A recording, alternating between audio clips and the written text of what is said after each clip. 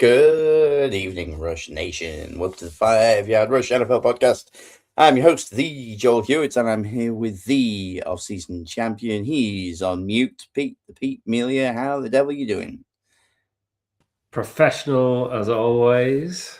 I was gonna, unlike you stitching me up, I saw it and thought I would address it so that you knew instead of letting me do the intro twice. You see, I'm a better friend. And now everyone knows. I will not dispute that. I'm a terrible friend and a terrible human being. We have it recorded in front of tens of people. Alex will be with us at some point. He is stuck in traffic. I believe the poor man on his way back from work, 8:30, and he's still not back. But how are you doing, mate? You all right? Yeah, I'm really good. Really good. Thank you very much. Alex isn't here. Say what you want about him now. Like, what do you really think of Alex? Let's be brutally honest. An awful lot. I think an awful lot of Alex. Even for a ginger. Even for a ginger. He's all right. Wow. You went there. Like, yeah, I went there. With words like that, you probably would be cancelling 3 nights at the Wireless Festival. Just saying. I don't know if you saw the Kanye West news, but they cancelled the Wireless Festival because everyone kept pulling out because Kanye West was doing all 3 nights, and the UK government said, "No, you're not allowed in our country." So there you go. Kanye West keeping it touchy. Yeah. I'm doing well. Thanks for asking.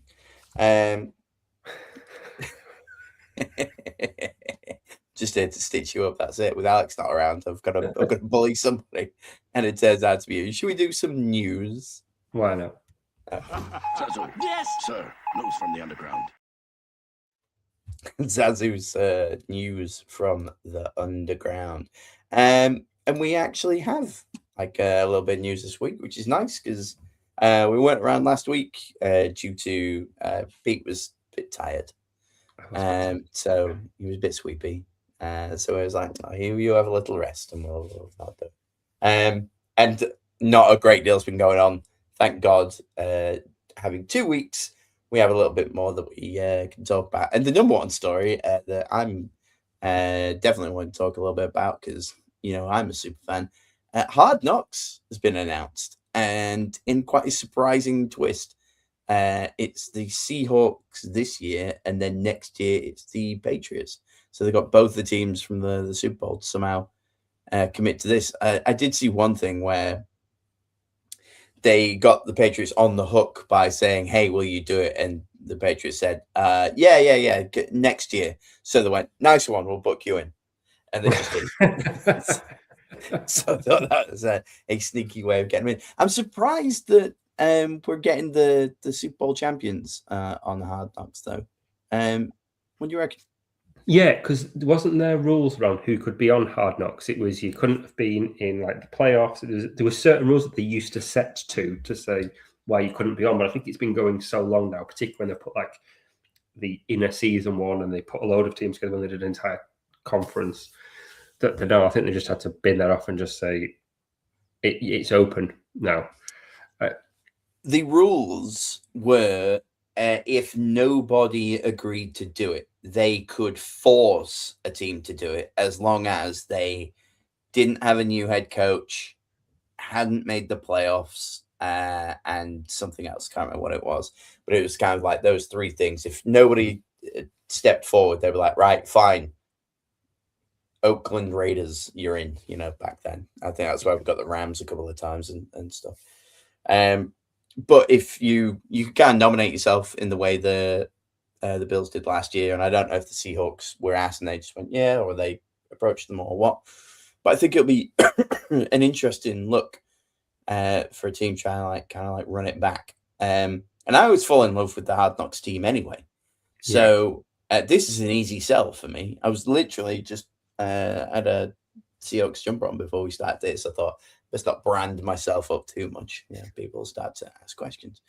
And then getting the Patriots on the hook for the following one, which they could end up being a Super Bowl champion again back to back. It'd be kind of weird. I don't think there's a lot of like massive drama going on at the Seahawks though, so they're gonna have to fabricate something. Yeah, I guess the big thing will be I think they'll lean on the pressure of going back to back. You've just done it. How do you still motivate that team? How do you keep going? They've lost their Super Bowl MVP, Kenneth Walker. They've lost their OC, Clint Kubiak, as well. So there's some. I mean, it's a running back, and a running back that they did by committee when they could. So it's not a huge loss there. Kubiak, I think, will be. Yeah. So there is. I mean, there's always turnover. It's the NFL. There's always turnover. If you're good, there's turnover. If you're bad, there's more turnover. It's just it's how it works. So I think that is going to be a fascinating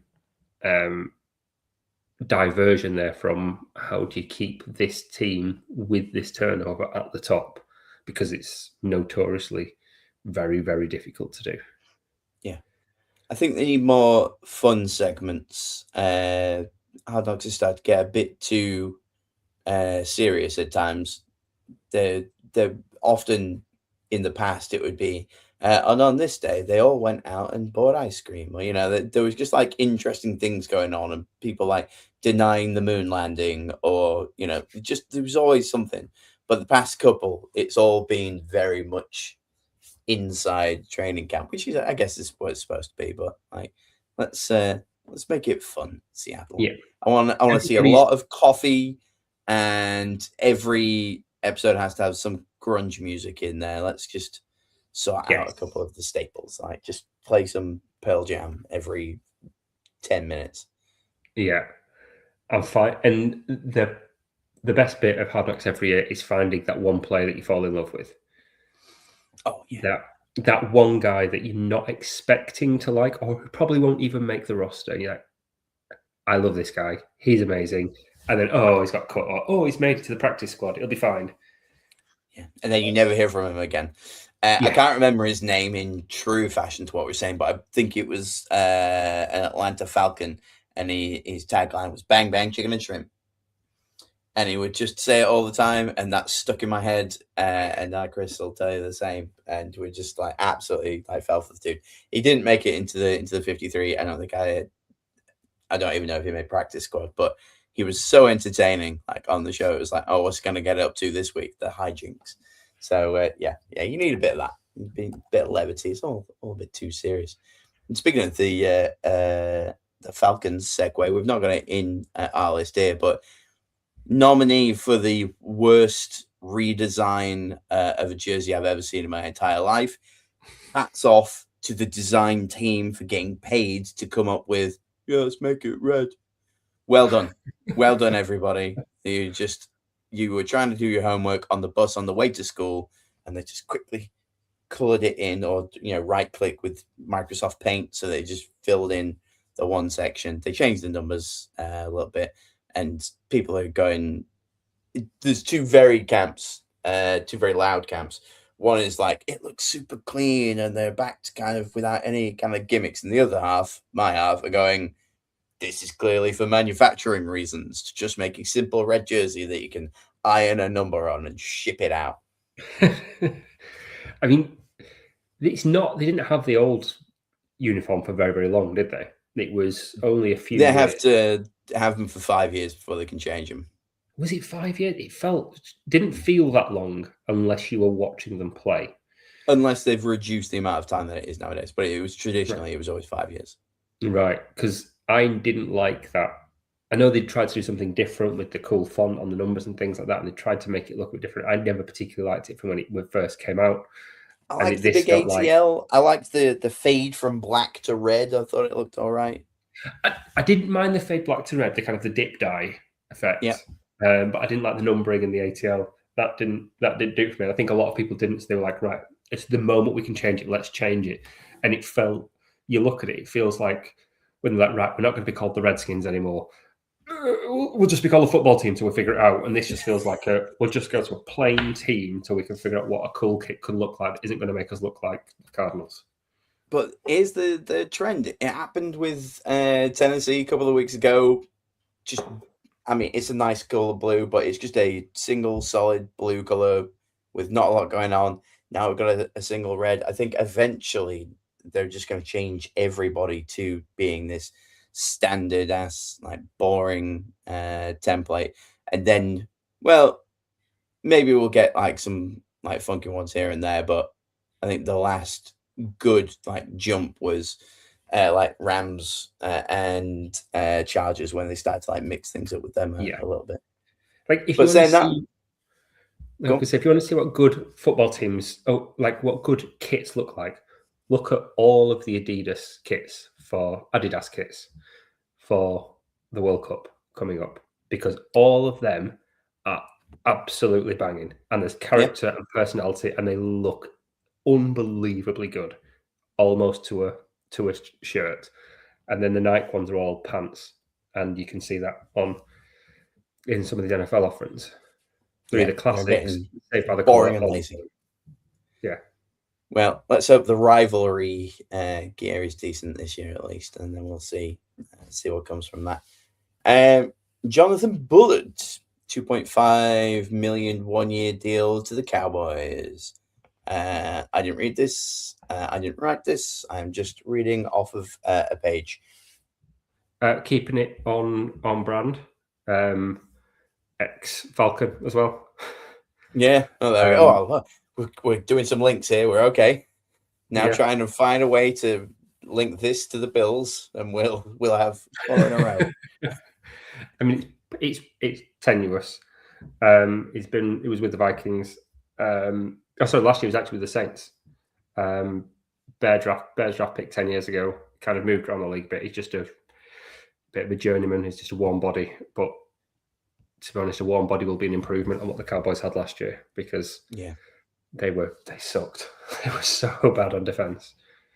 And they can only be better this year. I can't see them being any worse, because they were just awful last time around. And I think they'll invest quite heavily on defense through the draft as well.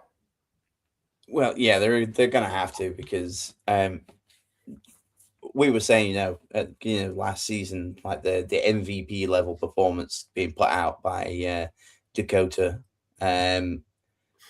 and then he was just like let down left, right, and center. It was the opposite Fat Les when it was, we're going to score 1 less than you. It just didn't matter how many points he put up. Like they found a way to be like, nah, not today.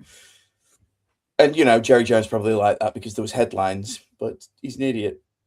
Yes. Although my dad watched the Cowboys the thing on Netflix, and he was like, "Oh yeah, the Cowboys are all right, aren't they? That Jerry Jones is a shrewd businessman." I'm like, "Yeah, but they haven't even won a playoff game in maybe 12 years. I don't remember the last time when they actually did." So, the propaganda machine still working for Joe and whatnot. And I can't find a way to link that to the Bills, but the Buffalo Bills re-signed Damar Hamlin. Did they let him go? Was he playing for them last year? Yeah. I think he was there and he just stuck around. I don't think he ever left. He had. I thought he got cut, and then this headline then made more. Oh, that's nice, kind of like news, but I didn't hear much of him last year. I don't know if he's actually that good. He just, had that one big incident that made him a household name. Not really. No, I don't even know what the stats are there. He's got 2 career interceptions as of last year. He was never really designed to be a starter. He only got that starting job when he got injured because of injuries elsewhere, which obviously is famous for the nearly dying on the pitch, on the field, and then coming back. He's never been like a superstar safety. He's just been reasonably solid rotational piece for them, and I think he'll just continue to be that. Yeah, and that's fine. He's obviously good for the locker room and everything. Like I think he's well thought of. So keep him around. If he don't cost you a lot of money, as long as he don't cost you games, that's the difference. Speaking of costing you games, no, okay. Geno Smith, in capital letters, Geno is QB1 at the Jets. I'm disappointed by this. I was pleased to see in reforming Jet QB news that I don't think we spoke about it or it happened since the last time we got together. Zach Wilson is a New Orleans Saint. I'm actually really pleased with this. Yeah. I had high hopes of him coming out of the draft. I think that, give him a few years, maybe he wins the backup job. Saints QBs like to get injured ever since Drew Brees. So, maybe he gets in there. But yeah, Geno Smith going back to the Jets was one thing. To be the starter is another. Are we just sitting Fields now? Or was he a 1-year deal? I mean, he's kind of stuck because of his contract, isn't he? Yeah. Because it was too guaranteed. It's not. Neither is a winning choice. Yeah. Both scream warm body till we can figure it out. I won't be surprised if they drafted a quarterback. They'll probably go second round. Try and pick someone up in the second, or even later go for like a Nussmeier or something like that as a prospect. But yes, I imagine Fields is the backup. Geno has had a lot longer to show more, but he has shown more arm talent than Fields, and the Fields apologists at this point are just getting weirder and weirder because he's not it. Yeah, I'm a bit of a Fields apologist, but not so much. I am a fan of the New York Fighting Jets. All right, and that is why I just tend to apologize for a lot of things. But I just I don't care for it. The Geno thing. Why bring him in at all? If you just want a warm body, just play Fields. No one's going to blame you. Yeah, you've paid him. You could get anybody off the street, and I mean, I don't think Geno's particularly expensive. He better not be. Like I said, I think they'll draft somebody, or they're just going to make a massive run at what's his face next year. One of the quarterbacks next year. Obviously, Manning pulls focus, but one of the quarterbacks next year, because this is a weak class, and weak classes are normally followed by quite decent ones. The year weak after. classes are usually drafted by the New York Jets. That tends to be why they usually over draft somebody, and it's like, well, they were the best QB in the draft, so we took them. It's like, it's probably not what you should have done. But hey ho. Yeah, 3.3 million he's getting this year. Okay, fine. It's barely anything. Yeah.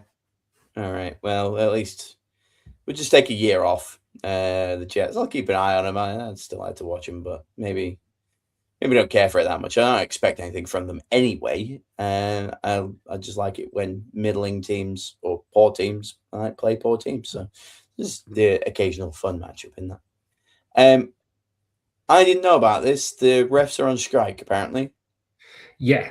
So this is quite an interesting one. There's been a lot of talk on this because it's both positions are quite interesting. The NFL wants the refs to be full-time. Right. They don't want to pay them any more money. So the refs are saying, well, hang on. Yeah, we've got jobs.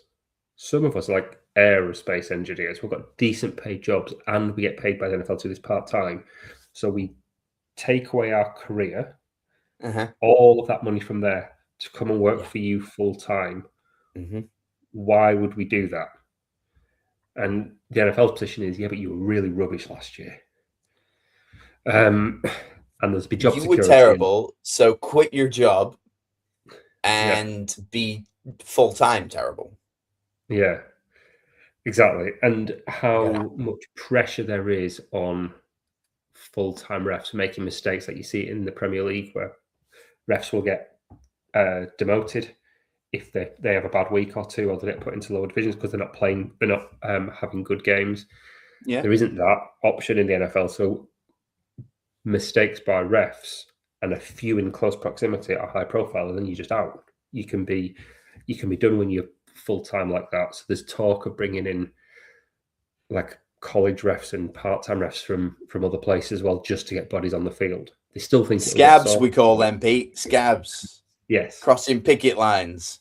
Boo. Yeah. Watch Brassed Off, everybody. Yeah. Full Monty. Anything based in Sheffield in the 90s. Just give it a look. My brain immediately went to The Simpsons, but yeah, exactly. Yeah, Full Monty. Mine usually goes to Father Ted, where like, down with this sort of thing. Careful now. Right. But you went to middle-aged men stripping off instead.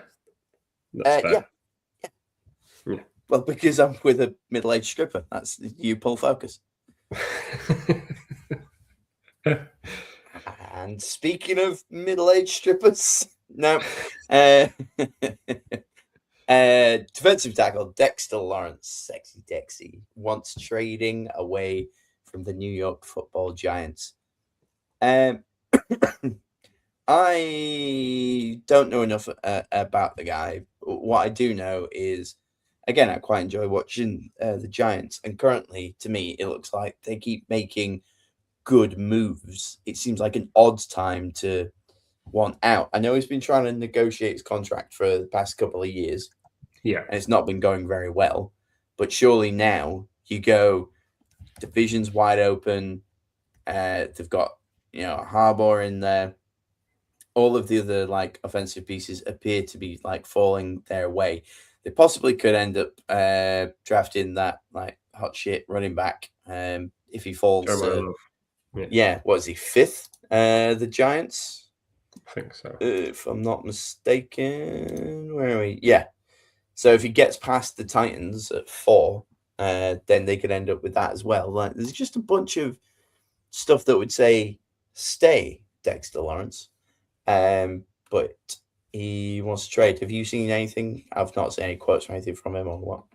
Nothing has come out from him. It's all come from NFL Insights. I don't believe he stated anything yet, but he's really underpaid. He's still under contract for another 2 years. So it's not like this negotiation has been about my contract's coming up, I want a renewal, let's do something. It's been, I am the best at my position.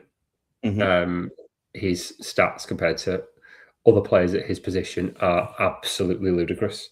Shall I bring up his stats from yes the tweet that you sent me earlier? So reporting from Warren Sharp. Where's Warren Sharp from, do we know? From the internet. From the internet, at Sharp Football on there. And he tweeted out pressures when aligned at nose tackle since 2022. And at the top there, we've got Dexter Lawrence at 108. And we haven't redacted any of the other ones. It's just him there at 108. And because the screenshot was this long, I had to like cut it off. But anyone listening, it goes down to 86. And then the next screenshot was just going to be blank. And then the third one is finally Vita Vea at 32. So going from 108 pressures, the next best nose tackle was Vita Vea at 32. It's insane. The difference he makes, not just his own stats, but the productiveness of that defensive line when he's on the field and off is crazy. So to be so much lower paid compared to other players at his position, compared to like Vita and Jordan Davis and players like that. Quinn Williams, I think, just got a decent new contract as well. So he's just saying, well, I'm the best at what I do. I'm not an old man. He's only 29. I deserve to be paid commensurate to the impact that I have on the field. And I really, really don't blame him. He's fantastic. He's getting 20 million next year and 19.5 million the year after. And to be fair, I think the Giants are open to offers as well. Because I think he's not only going to want big money, he's going to want an extension. And at 29, he should be paid more for the next 2 or 3 years. But if he wants another 3 years on top of that to pay him to top money up to 2034, they're a bit reticent. But we've seen how the cap is exploding year on year on year. Do it now while you've still got Dart on his rookie contract. He's too important to that defense to not get it done. The rumors are that the Giants are looking for a late first, early second. It's not been verified by anybody within the organization, but I think if you're a team in need, absolutely do that. Yeah, because late first, you're talking anybody in the playoffs, essentially. Yeah. And, could they do with the best player at that position, regardless if you've got a good one? Looks like you could probably get a much better one. Like there's a chasm between the two, Yeah, there are very few players that you can get that can immediately have the impact if you're looking at that kind of position to go, do you know what, let's just go for it. Like the Bears' defensive line was awful last year. The difference Dexter Lawrence would make as an upgrade there is enormous. I'd take that for pick 25 at a drop of a hat. No questions asked. For an elite playmaker for the next 2 or 3 years. You're going to have to restructure contracts, but you just go and do it. But even if they get an early second, somebody with loads of cap. Like I think that they, and meaning every NFL team, they overvalue picks.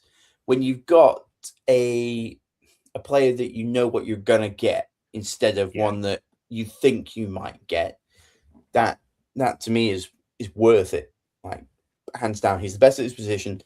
You know exactly what you're going to get. Fine, you've got to pay him some money where you wouldn't have to somebody else, but the kid that you draft could just end up being a bust, and then you could have just swapped him out. If the season starts and you're 3 games in and the kid that you drafted is rubbish, and somebody said, would you like to swap him for Dexter Lawrence, you'd snap their hand off, wouldn't you? Yeah. So it's funny how that goes to. It's how I do a lot in fantasy football, to be fair. People love just hoarding picks. It's like, you can't start them all. So go for it. I will take whoever it is. You can have firsts and seconds and all that nonsense. Yeah. Fantasy football, trade for picks during the season, trade for players during the off season, because everybody gets pick fever, and suddenly that pick becomes worth way more. I really like it when you're in like the slowest draft you've ever seen, and you have the patience of a saint. But maybe some people in that draft just want to take a pick. So you're like, hey, my next one's up for grabs. And somebody's like, yes, I'm dying to pick any player. I don't care who it is. And that's when I start to make my moves. I wait until the clock starts ticking. And I'm like, get out of control. His highlight. Because I'm the guy that forgets to draft. On YouTube, Jalen Reagor is going to be the next Randy Moss. They've done the research, damn it, Pete. They've tuned in to the 5-Yard Rush flagship show on a Thursday night, and they know exactly who is going to be the one for them. Meanwhile, I'm getting like an Alvin Kamara and winning a season.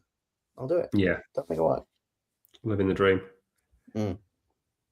I think there'll be a lot of interest for if that news is true and is genuine and the rumors are true. I don't think they're going to be short of suitors. Yeah, you're probably right. We are 16 days away from the draft. You've got to think now people are very less likely to make trades unless it gets really down to the wire, or the guy that they wanted isn't available. So I'll trade my pick away and this kind of stuff. But I've got a funny feeling that he might just end up still being there post draft, and then somebody goes, I didn't get let's move some stuff around. But what's this space? I guess I think he should stay. Just take the pittance that they're paying you. Take that little $20 million, you poor man, and just give him 1 more year, and then get out of it afterwards. Save it all. Don't spend anything. Do a no spend year. That's my advice to Dexter Lawrence. It's all the rage on the TikToks. So just don't spend any money. Save that 20 million. You'll be fine. Speaking of people who are fine or not, not my best move. The Eagles and Jalen Hurts are, and I quote, not busy mates. That quote comes from me, not from any reputable source. I started reading into it and got really, really bored because much like watching the Eagles, it read really, really boring. Even their like controversies and hot takes and things just bore me. Jalen Hurts has a problem with some of the play calling, even when he agrees to a play that's called. I just don't care. Do you care, Pete? No, it's a fascinating.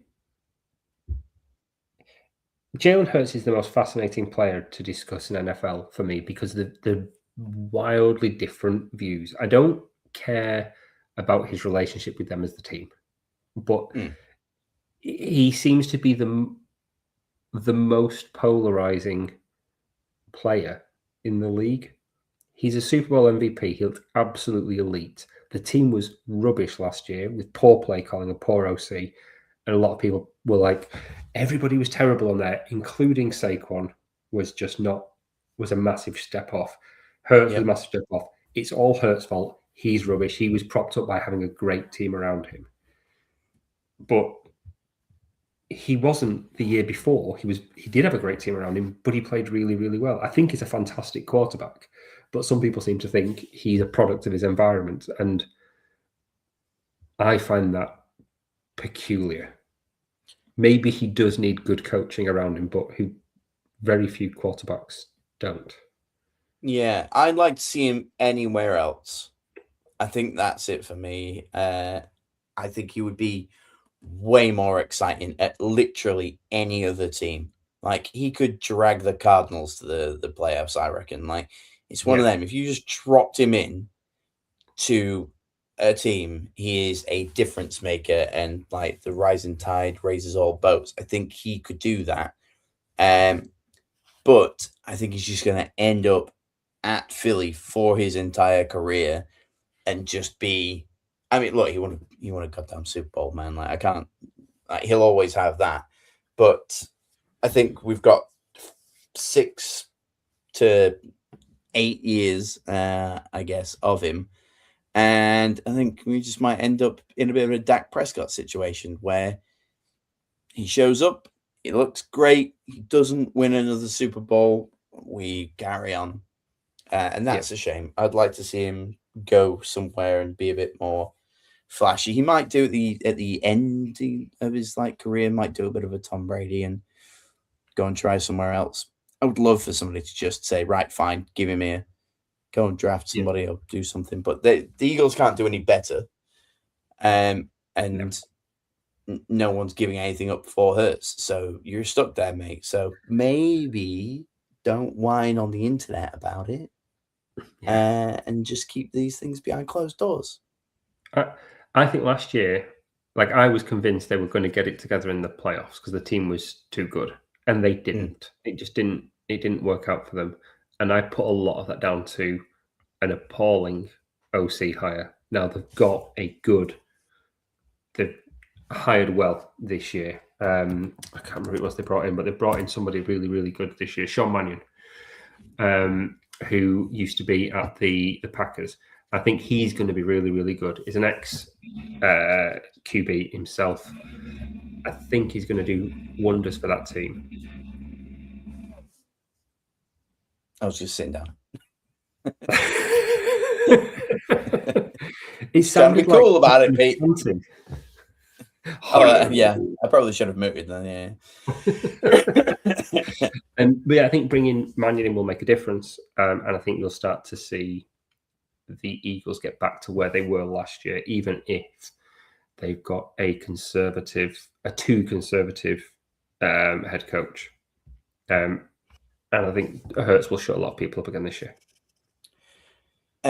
It's the most fascinating division for me, I think, because they could win it. The Commanders could win it. I've got my eye on the Giants doing a sneaky run, and then obviously the Cowboys are still in the mix there as well. So it could go any way, And that's not because they're all bad, it's because they're all good enough to win. So yeah, I don't know. I think they need to sort something out because, well, to be fair, in that division, I think the Giants are the only ones who've shown improvement, made moves to look better than they did. Everyone else either looks the same or is arguing amongst themselves. So sort it out, otherwise, the Giants are going to come eat your lunch. You might end up third in your division, and that's when people start getting fired. Yes. Yeah. If that Eagles team, with how they've assembled that roster, misses out on the playoffs, then heads will roll. Yeah. Speaking of fired, I'm jumping ahead because I can do the segue. Nice. Yeah, thanks. You just brought this to my attention. Pro Football Focus have fired their staff. Nope, fired half their staff. Yeah. I laughed at myself while I was saying that. It was tragic, so I don't smile, John. Yeah, that pretty crazy. PFF are like lauded above everybody as like a source of all truths. Like what went down? I absolutely didn't see the story. Yeah, so there's two different parts to PFF, and for those that don't know, PFF are the figures that you'll see in every single game, and they'll say, "Oh, he's got a PFF score of 82.6, whatever, on every game," and it's used to support arguments when it helps you and is dismissed summarily out of hand if it doesn't support your argument. You say, well, PFF doesn't really matter because it's just there's all a bunch of spreadsheet nerds. That's how you use PFF in online discourse. But they've got two sides. There's the kind of the consumer-facing side that is still owned by Chris Collinsworth with PFF. But then there's the business-to-business data arm, which is a lot of what there's kind of deeper analytics that they sell to the league and sell to the NFL. And they sold that to Teamworks for about $100 million a couple of weeks ago. But as part of that, they got rid of half their staff. A ton of really experienced writers, content creators, people that you'll have seen online and on TV have disappeared from there. So it's quite a big shake-up for them. I mean, and to prove how strange it was, the day that they fired all the staff, they released a mock draft and had the Cleveland Browns drafting 2 right tackles in the first round. And it's like, yeah, but we definitely didn't need those people there. So yeah, it's not great, and I really like PFF as well. Their match previews, I think, are really, really interesting, and that's the side that's staying. But how effective it will be without some of that B2B analytics that kind of goes on that side of the business feeding into it, it'll be interesting to see how that's impacted in the next year. I wonder how many of these people have been replaced by Claude, ChatGPT, Copilot. That's the worry when you start getting rid of statisticians that can be Skynetted out of the building. My brain immediately goes to, right, well, somebody higher up has put out a cigar and gone, this AI stuff, can we use that and get rid of some people? And they have. And obviously, it's like none of that's confirmed. It's just my speculation. But I think all big businesses are starting to do a little bit of that. And you can see that kind of coming in and ruining some stuff for some people. Yeah. Like a lot of the data crunching that they do is just like college students will pay you a few quid to watch this game and just tally every time you think the left tackle beats his wins his rep. Just tally it off. That's the success grade, and it'll be people with very, very little training, very little experience, and minimal money, just going, yeah, we'll do that. And I wonder if they'll just do more and more of that, and like you say, just feed it into a machine to spit out some analytics from there. Yeah. Because I guess on that business to business side, the teams themselves will all want the raw data. They'll be more interested in pass block win rate, completion rate over expected, and things like that, which you can just plug in through a machine. They won't need the chapter and verse, and I wonder if that's part of why this has happened the way it's happened. It'll be interesting to see. But at least Collinsworth made a pretty penny. Yes, I'm pleased for Chris Collinsworth.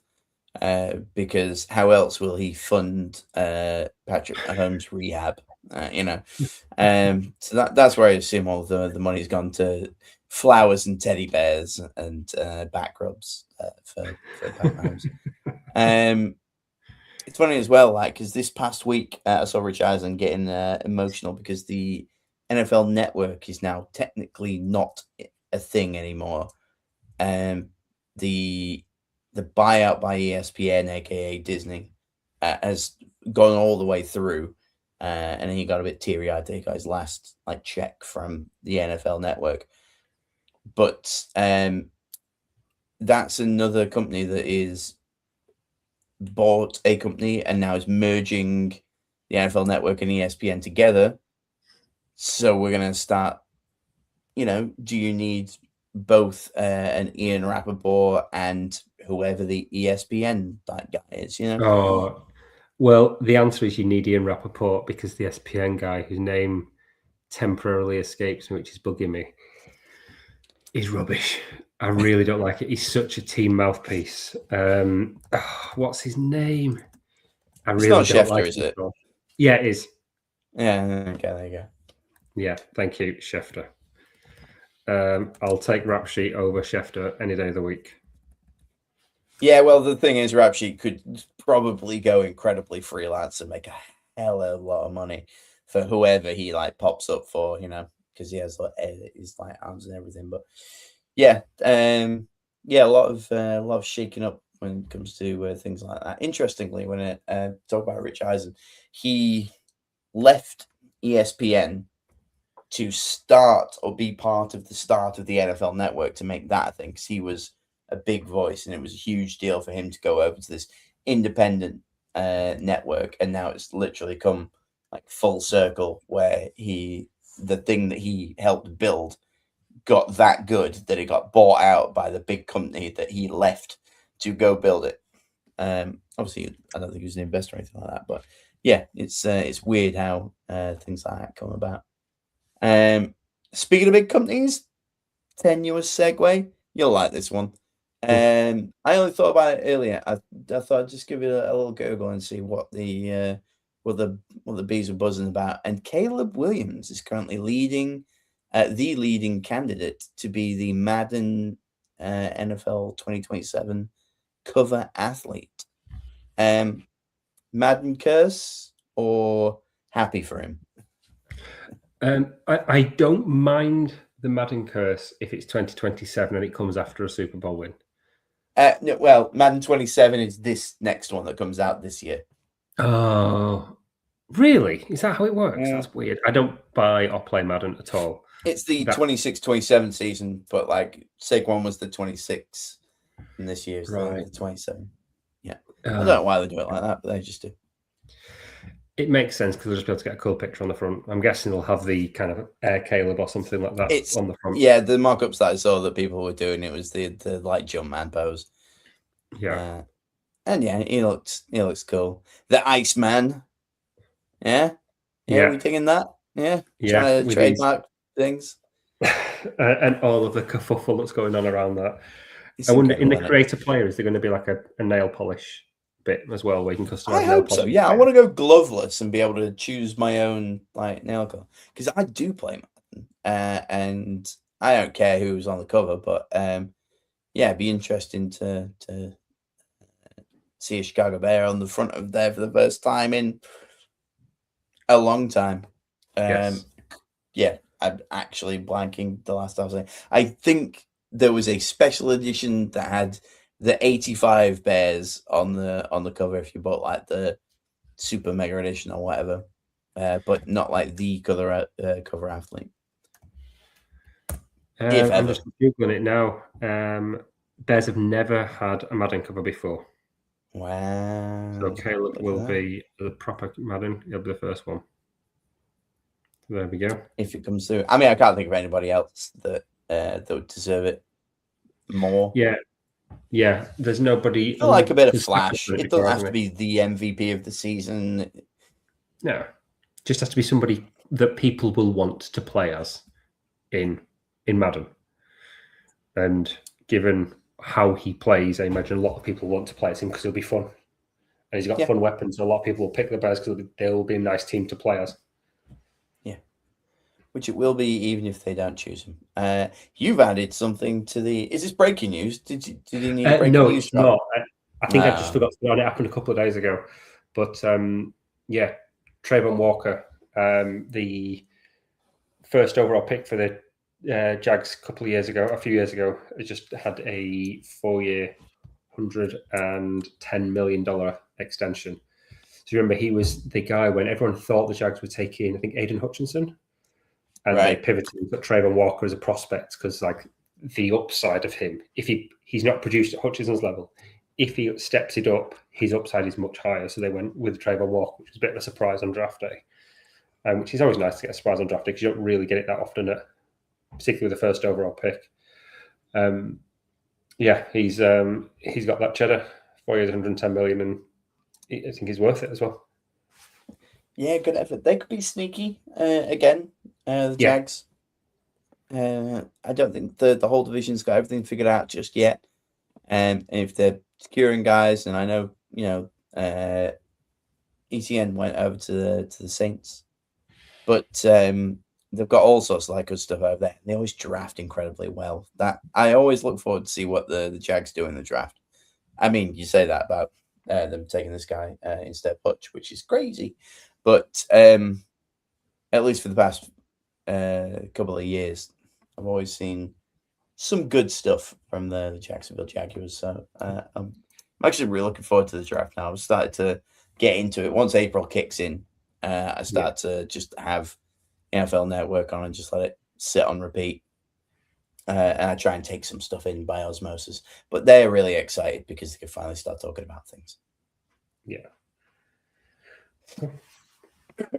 Decent. And I believe that's all of the news that we've got. Let's slip into something a bit more fun. I did have a halftime. There it is.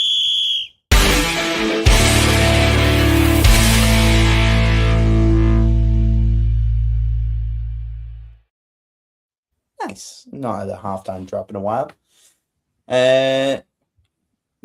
You brought a couple of fun bits up just to split between the news and what would be the topic of the week, where we talk a bunch of draft stuff.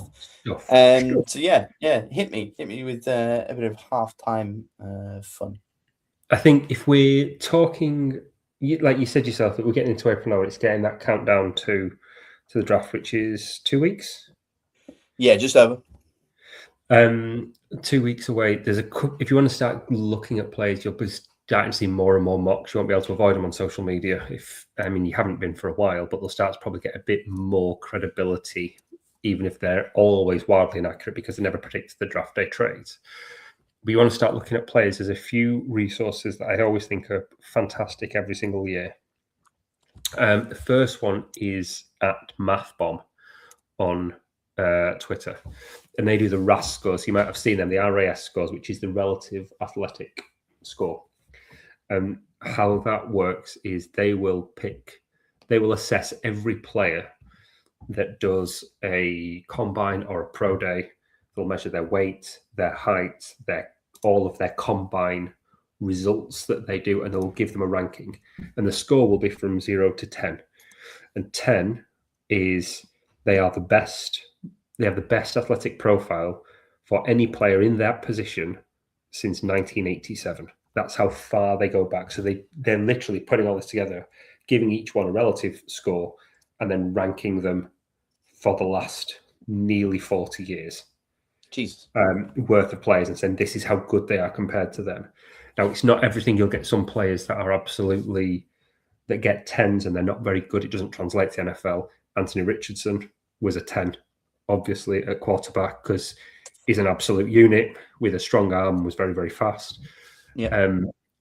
But it does correlate really, really well to the NFL and what NFL teams think as well, because even if it doesn't mean high score equals success, it does generally mean low score.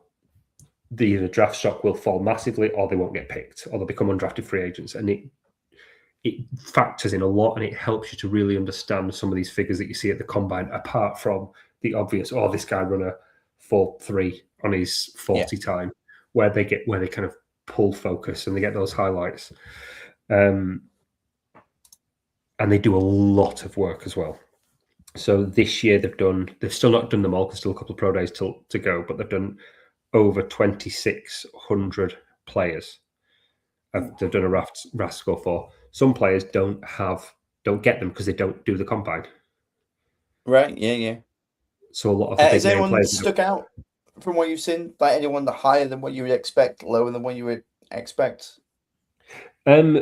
There was a few. Well, I looked at last year's. The problem is, what's really difficult is because they've not finished 2026. They've got the website and they put all the data up on the website. Yeah. But because they've not finished 26, it's all just individual tweets on on Twitter until it's done. But if you look at last year's, the top two from last year, to kind of look at it both ways, there was two players got a perfect 10. There was Shamar Stewart, who was the defensive end that the Bengals took in the first round, and that did not work out at all. Nope. It was a bit of a bust.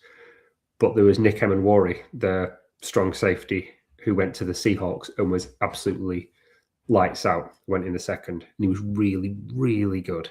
So that was kind of 2025. And I looked at the figures from last year for all the players that were drafted in the first round last year. There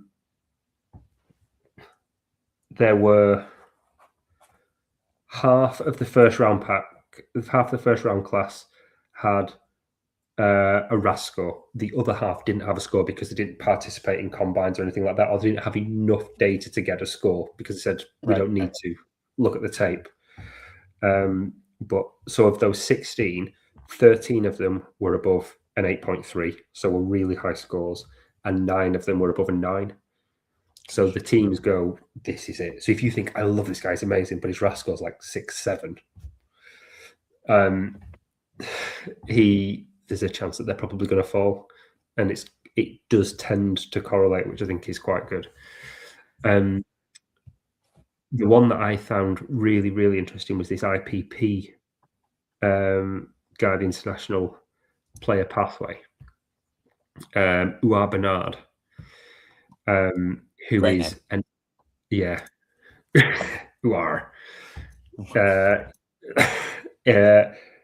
who, to be honest, will probably get drafted because of his athletic profile, but he's not played the game. He's probably a practice squad player, but his numbers are absolutely insane. I think I sent you a link to them earlier on, and he's crazy high vertical jump. I think I responded with just the word crikey. Yes. Yeah. He's given real DK Metcalf vibes. 6'4", 306 pounds, 6% body fat. He's very DK Metcalf. He's enormous, but he runs a 4.63 40-yard dash, a 10'10" broad, and a 39-inch vertical. I just don't understand how you can do that with that profile. He's got almost zero experience. He's got absolutely zero experience, or very little experience as an actual NFL player, but he's just such an athlete that he will get overdrafted based on that athletic profile. So I think he's quite fascinating, and I just love going, oh, there's this player I like. Let me have a look at them. Oh, they've got a rubbish RAS score. It's not actually that good. They're probably going to come further down the line. Yeah. There it is. Just absolute. Can we get that open? Just absolute stuff. What's doing all the way up there? It's bonkers. It's absolutely bonkers. That vertical in particular is I don't understand it. I just don't actually understand how anybody's body works that way. I've got 6% of my body that's not fat. That is just ridiculous. It makes you feel like a different species, doesn't it? He's so much more than anything I can't believe we live on the same planet. You know, that kind of like, Yeah. You and I are not the same, sir. You've made some very good choices somewhere, and your name's Ua, so that's cool as well. Yeah. So, and I think he's proposed as a nose tackle as well. So yeah, he should be really, really interesting. So I always find MathBomb really, really useful. Check out players. And the other resource, which is great and comes out tomorrow, is The Beast by Dane Brugler. Dane Brugler works for The Athletic, and The Beast is the most comprehensive draft guide you will get. You pick a player and you'll have a massive write-up of them, strengths, weaknesses, so much depth. It's behind a paywall, but I pay for The Athletic. It's not expensive. Certainly not in the UK. It's not expensive at all. So it's worth it to have a look at. And I always think that is good for doing your homework on players leading into the draft as well. So I'm a big fan of that. You keep paying for it, and I will keep listening to you tell me about the things that you've found out from the money that you've spent. I think it costs something like 99p a month. It's maybe nothing. I'll dip my hand in my pocket. Yeah, it costs. I think they don't do a special offer of 99p. I think it might be $9.99 a year, something silly like that. It doesn't cost anything in the UK. America, it's probably more expensive, but yeah, well worth the cheddar. Fair enough. Good couple of things to keep an eye out. Let's nip on to some draft.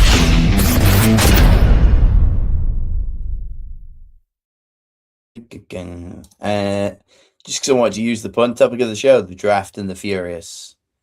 Couldn't think of a furious thing, but basically, I just wanted to talk about like some odds, like draft things that's come up. We're starting to ramp up our draft coverage. Looking forward to Alex's single reveal of his final big board in the week coming. Which will do the week after the draft. Yeah, absolutely. Yeah, because we are obviously live on the Tuesday, so the draft is a Thursday. So Alex's big board will be out the following Tuesday, and you can see if he was right or wrong. The spoilers, he nailed it. He's so wise. He's so wise. God bless him. We've not like got a great deal in here. I want to like hear more about everything that you've added into this, but I landed on a really fun website today because I want to know a little bit about what more people think. I'm going to try and share my screen again about the. Let's go to the window. Let's do that one. Yeah. So there's a website called tankathon.com. And I've not heard of this before, but like throughout the season, you're basically seeing who's going to like tank their way to victory. And anyway, so I've landed on a bunch of stuff here. I was interested to see their power rankings. So they've got some kind of like calculation algorithm, whatever it may be, behind who is got, draft power. And clearly the Jets and the Dolphins, the Raiders who've, sold their souls and they've got an absolute stonking amount of value. I thought it would be more fun to see who's all the way down in 32nd and with 5 total picks in the draft, the Atlanta Falcons, who aren't looking very good anyway. Ignore that thumbs up. Aren't looking very good anyway. There we go. And now only have 5 draft picks. Like ATL, mate. Like you didn't win anybody over with your drab red uniform. What's the devil are you doing down here with nothing going on in the draft?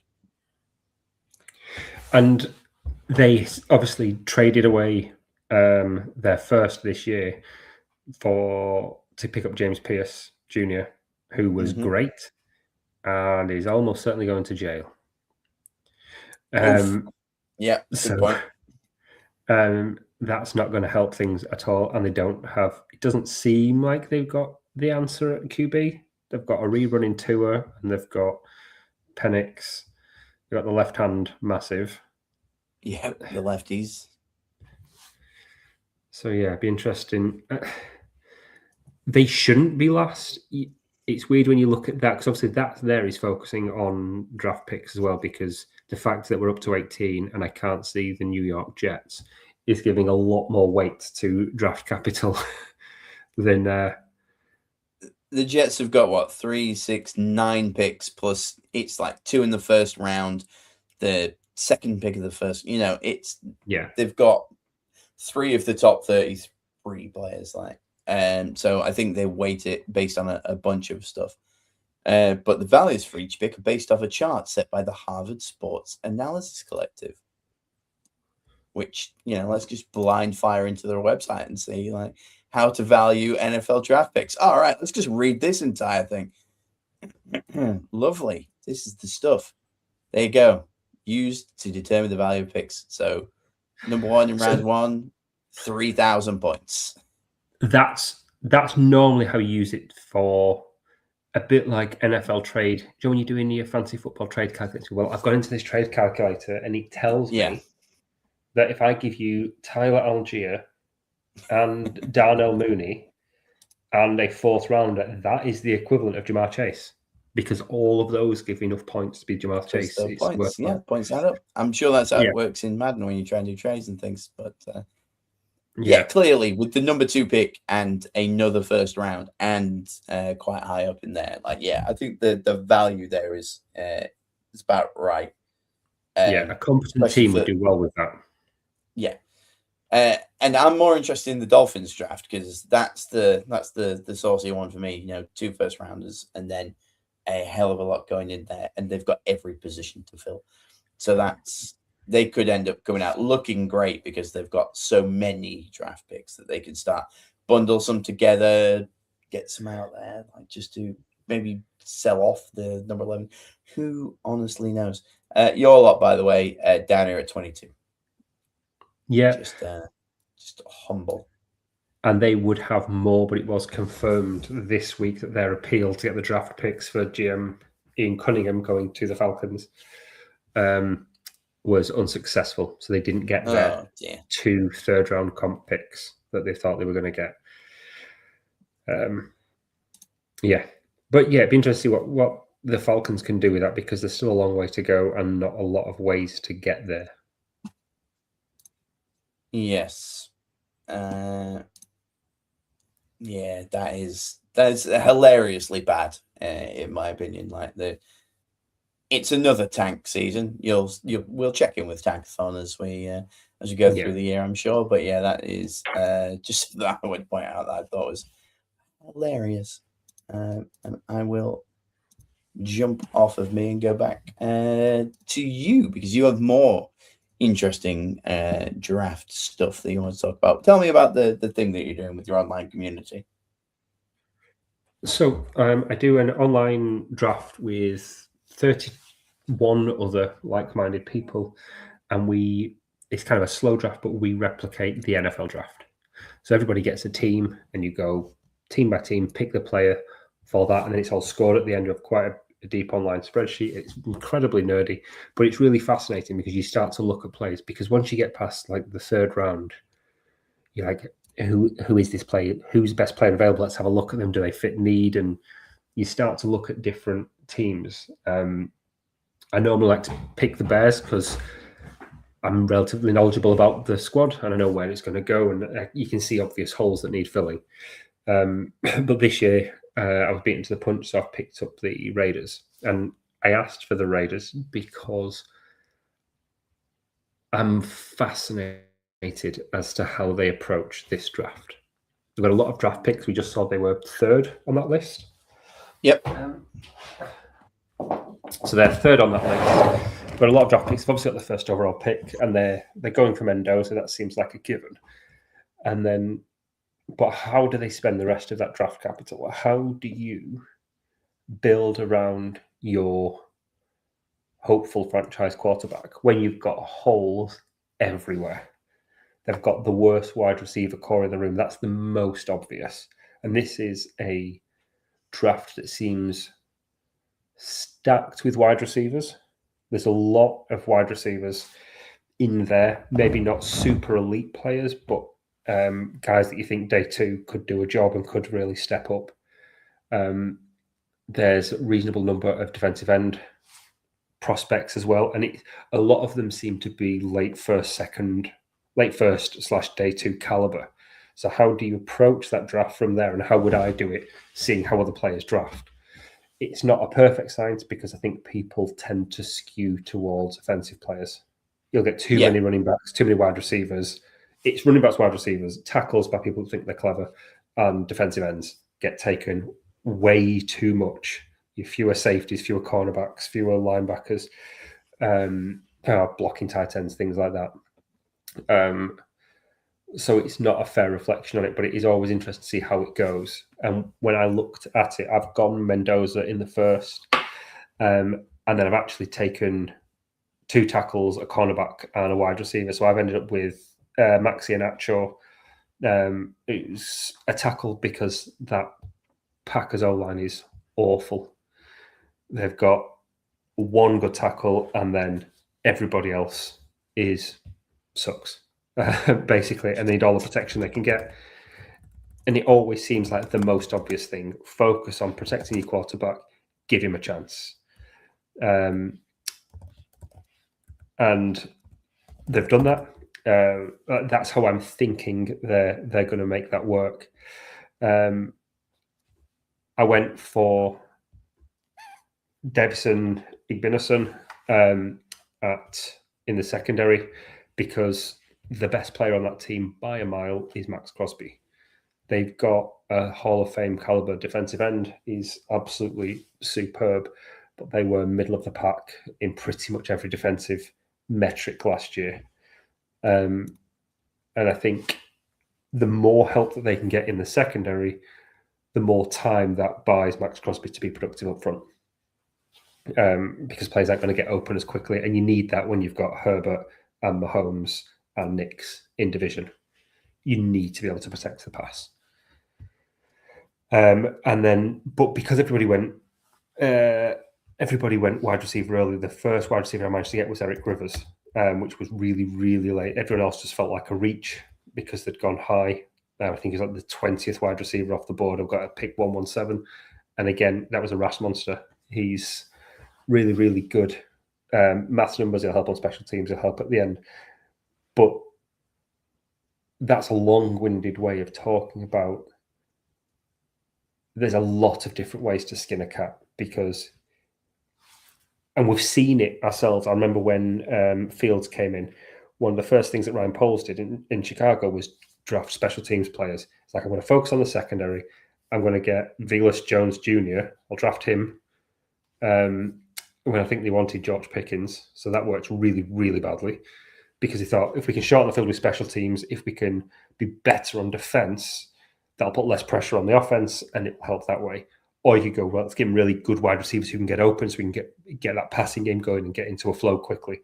Or let's focus on the offensive line because we need to protect him to buy him time so he can pass.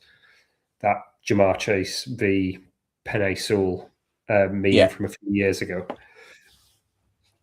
I don't know how they're going to go, but they're the team that I'm most looking forward to see on day 2. Day 1 is a done deal. They're taking Mendoza, great, and he won't be there. He's declared he's not going to attend the draft. He's going to stay at home with his family. Well, I guess, fair play to him. Like, you're going 1.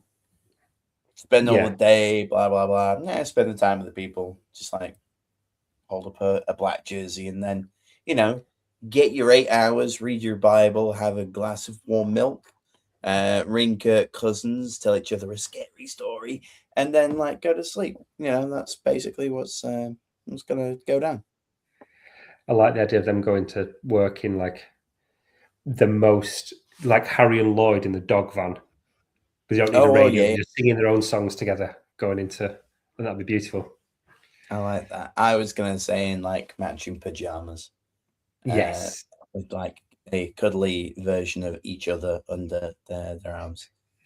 Maybe they'll skip. Maybe they'll hold hands. Maybe they'll go door to door holding a particular book that I care not to promote here and just be like, well, the great book says that you should do this based on these 2 lines that I can interpret however I like.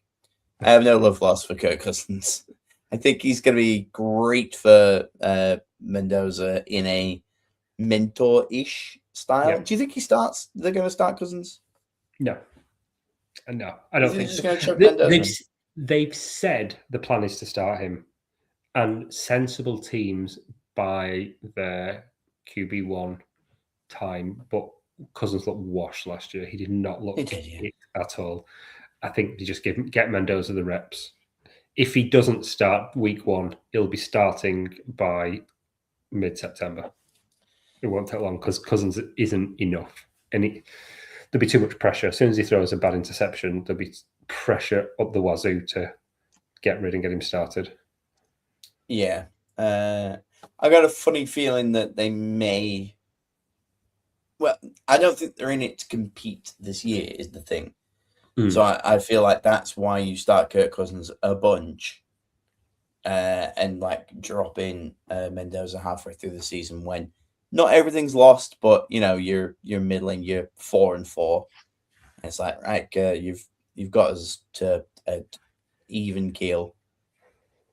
I guess it also depends on the rest of the division. If everyone else starts winning, it's like, well, clearly we're not going to compete this year. So then sit him, let him like rest. He gets to just hang out with like Tom Brady as much as he basically feels like he is set up to be the absolute like messiah. Probably shouldn't use that for him. He'd find that blasphemous, but still. God bless him. Like I can't hate him. It just he's a gosh darn rootin' tootin' fella, isn't he? I think, but yeah. I'm like I said before, I think it's going to be great. I think they're going to be a really interesting team this offseason. I think they're a team that I'd love to have seen on Hard Knocks, but I get it with a rookie quarterback. You want to be away from that, but there's so much potential there. So much potential there. Yeah, for sure. I mean, I've already kind of like talked about it a bunch. I don't have the insight that you do on the teams, but again, it's the Jets and the Dolphins that I'm most curious about when it comes to this. Obviously, the Saints. This is the highest I can remember the Saints drafting in my like lifetime watching them. So I may get to bed at 2 a.m. instead of 3 a.m. So that's quite nice. Like picking 8th is all right. But yeah, it's a curious one. Chiefs they've got a lot like ready to go, haven't they? Because they didn't do particularly well at the end of the season. So Jesus Christ, I didn't realize that the Chiefs were picking straight after the Saints. I thought the Saints had a relatively bad season, so we know right. And then there they are, the Kansas City Chiefs, like with the 9th pick. They shouldn't be allowed a top 10 pick. I don't care where you end up, Kansas. Yeah. I think there should be a Super Bowl bump. I think whatever it is, you're not allowed, if you've won a Super Bowl in the last, let's say 5 years, you're not allowed a draft pick higher than 15. 16. I'll make it even. I'll go halfway. You're not allowed in the front half of the draft if you've had a Super Bowl in the last 5 years. I think that's fair. Particularly when you've been to so many. You just need to make do for a while. I don't care about this making it all equal. Yeah, no, none of that. No, let's start a campaign of some sort, an iron fist. I'm actually kind of annoyed that when I've waited all this time for the Saints, who haven't won a Super Bowl in a long time, to have a decent pick, and then for the Chiefs, just be like, yeah, we'll have one as well. Yeah, we'll pick Kenyon Sadiq and just get Travis Kelce's natural successor, or somebody like that. Just somebody really, really cool. Probably a tackle, to be fair, because the line was. I don't know what New Orleans is going to do. I've seen a few people say edge rusher, which is fine. That would be quite nice, to be fair. Like that high up would be pretty nice to if we could just get a guy that like comes in off the edge. We just have a look here. Reuben Bain Jr. Yeah, anyone called Bain, he'll do. Yeah, from Miami, from the U. Love doing one of these. Yeah, screw it. We'll take him. Oh, there's a highlight reel. I'll watch that in a little bit. I have seen what's his name? Jeremiah Love fall to the Saints in a couple of things, and I don't I know he's going to be good, fine, but I'm happy with Kamara and Etienne. Yeah. I already have two running backs that I thoroughly enjoy watching, so I don't mind if Jeremiah Love doesn't. I'll eat these words later, but I don't mind that he's not going to fall down to there. I would rather have something like an edge rush. I know we need a receiver as well, but because it's a receiver heavy draft, we might be able to get away with it a little bit later. Yeah, I think so. I think when you've got quite a few there, you'll be able to get decent value in the second, and there's a couple of decent running backs I think going to fall to the second as well. So you'll get productivity. It'd be crazy to take otherwise. In the first round, I think go for premium position and just keep building. You got Membu, the tackle last year, who was good, as well as obviously Shook in the second. I think it was Armin Membu was who got in the second. Is it? Just having a look now. That's drafts. Last year, Kelvin Banks, sorry. Kelvin Banks, yeah, OT. Yeah, Membu went to the Jets, didn't he? So it was Banks. They got a tackle who panned out really well for them. So yeah, I think just keep building at those premium positions because there's a lot to do there, and they've not had a lot of money. They're trying to get that bill sorted out, aren't they? And clear some of that cap space to get expensive positions on cheap contracts while you get that remedied. Yep, which they definitely will. And with that, I think Alex probably isn't joining us. If he does, in the next, let's call it 5 seconds, we start from the top. Alex has to talk about each news segment and then have a little halftime thing and then a topic of the week. Sounds good. Yeah, doesn't look like he's coming. Anything else for the people at home? No, next week we're 10 days away from draft season. It gets more exciting. It does get more exciting, yeah.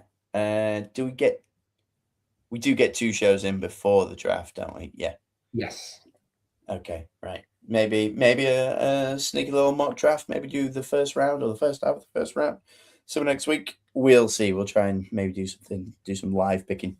We'll try and find something that might be fun. But with that, thank you very much, everybody. Cool outro phrase.